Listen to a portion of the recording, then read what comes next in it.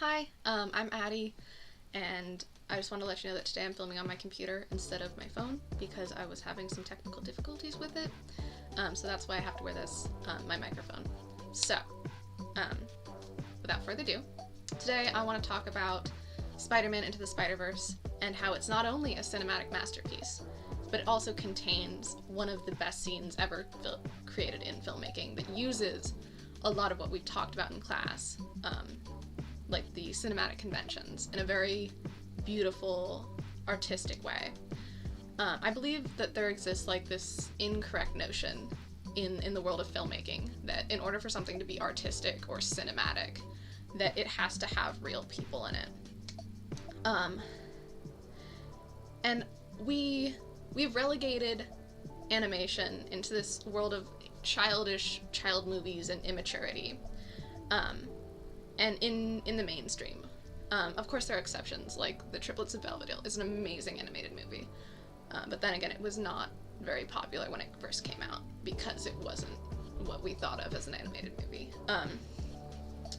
But the films that do that are few and tend to be like far between. Most important films and filmmakers are like exist in the land of the real, and in doing so I believe that we've wasted so much potential to create great art. Spider-Man Into the Spider-Verse is an example of this art in practice, while still having a thin veil of like that childlike wonder that we come to expect from an animated film. Spider-Man utilizes all the things that we've talked about in class as well, especially in the scene where Miles takes his leap of faith, which is, I firmly believe, to be one of the greatest scenes in cinematic history. It's my favorite scene of all time.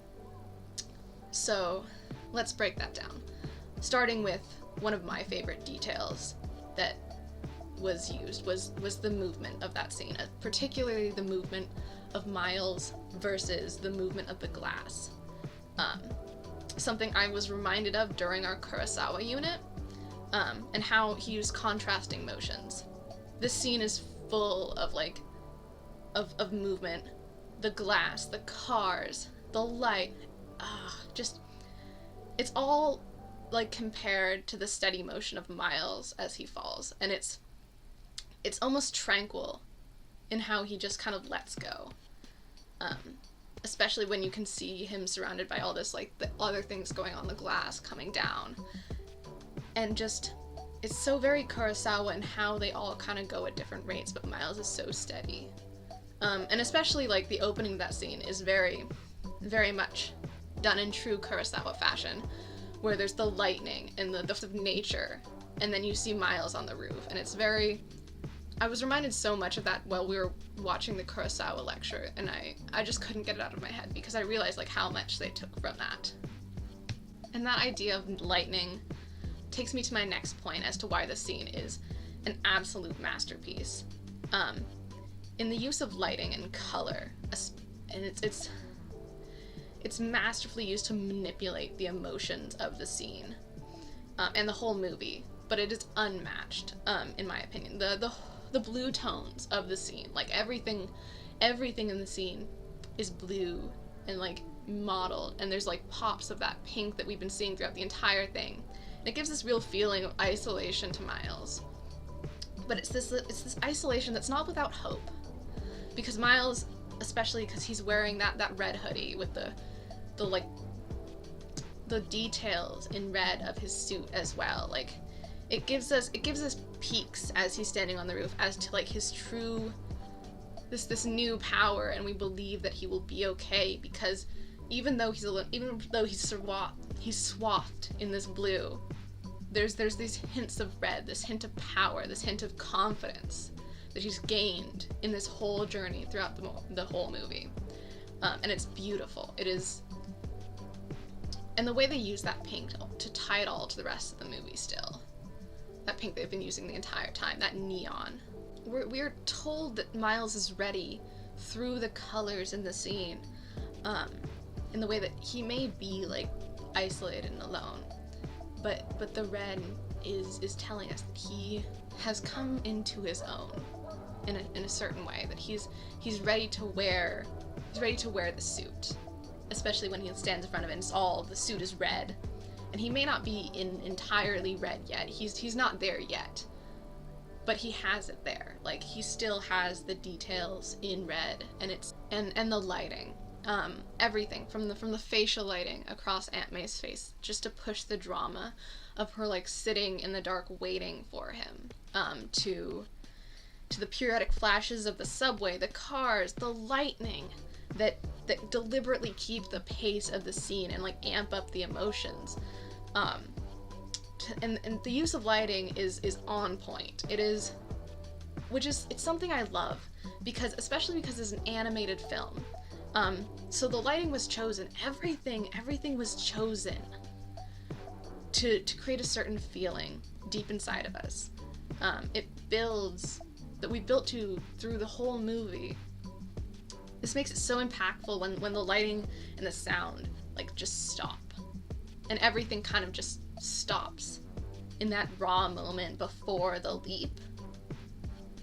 And the moment of tension that could be cut with, like, a knife. The moment that is carefully crafted and worked up to in the structure and the plot has so artfully just built towards, so we, like the audience, will feel the absolute most in the moments to come. The leap is also the film's point of catharsis. Like, we have been built up throughout the entire movie to feel during that scene when his hands leave that window. The triumph, the faith, the feeling of relief, almost, and every emotion that has been building and building for us and for Miles, is felt in that moment and then let go. And then there's that shot where he's quite literally suspended between heaven and earth, with the New York skyline, the light of the buildings reflected, the music rises, and the background is a beautiful image that stuck with me. And in that we feel everything, and then it just kind of goes. And that shot has stuck with me.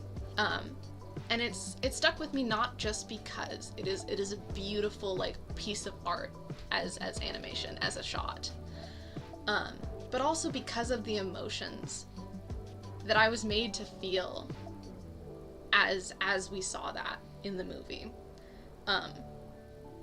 The composition is aesthetically beautiful, but I believe that, like, it stuck with me so much because it made me feel something as I was watching it. And it's beautiful. And it kind of dragged that out of me. And the shot's impactful because it's animated, because of the exaggeration of the style that it's able to do that. And that's how I feel about the entire film. The creators didn't make a good film that was animated. They made art in only a way that animation could. And that's amazing. So, there you go.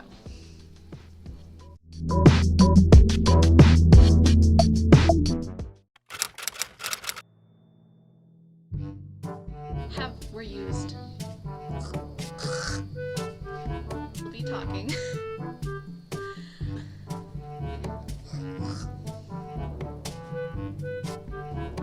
Spider-Man utilizes.